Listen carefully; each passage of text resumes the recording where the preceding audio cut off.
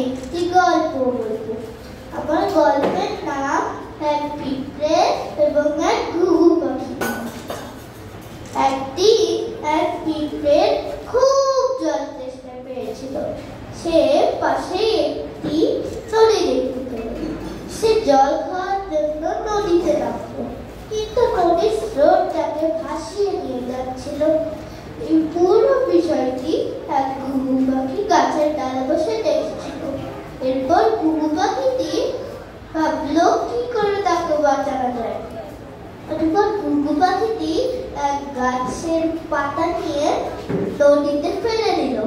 এরপর পিঁপড়েটি সঙ্গে সঙ্গে উপরে উঠে নিজের প্রাণ বাঁচালো এবং ঘুঘু পাখিকে গিয়ে ধন্যবাদ জানালো। অনেকদিন পর এক শিকারী জঙ্গলে গেল শিকার করতে এবং আর ঘুঘু পাখিকে তীর মারতে লাগলো।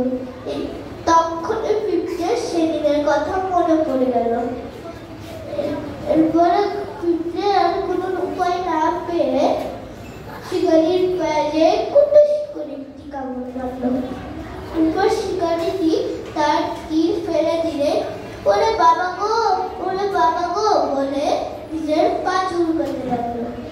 এরপর এই সুযোগে ঘুঘু পাখিটি উড়ে চলে গেল এবং পিঁপড়েকে ধন্যবাদ জানালো। এই গল্প থেকে আমরা কি শিখতে পেলাম বন্ধুরা? এই গল্প থেকে আমরা শিখতে পেলাম ছোট বড় কাউকে অবহেলা করতে নেই, সবাই সবার উপকারে আসতে পারে। ধন্যবাদ।